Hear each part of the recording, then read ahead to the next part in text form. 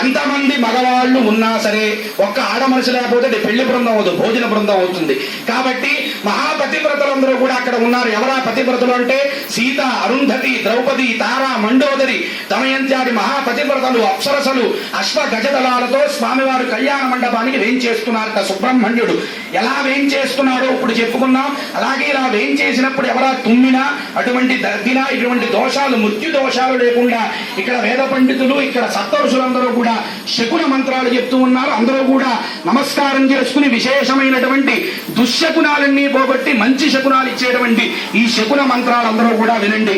శ్రీ వల్లీ దేవసేనాసరే సుబ్రహ్మణ్య పరబ్రహ్మ దేవతాముద్దిశ్య సుబ్రహ్మణ్య పరబ్రహ్మ దేవతా ప్రీత్యర్థం దివ్యలీల శాంతి కళ్యాణ మహోత్సవాఖ్యం కర్మ కరిష్యే తదః అనుహోమితి శాకునాది మంత్రాన్ వాసిగన్ వివాహాగారమేత్య అనుహవం పరిభాతం పరిక్షపం దుస్వప్నం దురుదితం తద్విషభ్యో దిశామ్యహం అనూతం పరిహూతకం శకునేర్య దశాకుణం మృగస్య సుతమక్ష్ణజా తద్విషభ్యో దిశామ్యహం ఆరాత్తే అగ్నిరస్త్వారాత్ పరశురస్తుతే వివాతే త్వాభివర్షద స్వస్తితే స్తు వనస్పతే స్వస్తి మే స్తు వనస్పతే నమః శకృత్సదే రుద్రాయ నమో రుద్రాయ శకృత్సదే గోష్ఠమసి నమస్తే అస్తు మామాహి పుంసీ శిఖశిలసి వజ్రో నమస్తే అస్తు మామాహి పుంసీ ఉద్గాతేవ శకునే సామగాయసి బ్రహ్మపుత్ర ఇవ సవనేషు శకుంససి స్వస్తి నః శకునే అస్తు ప్రతినః సుమనా భవ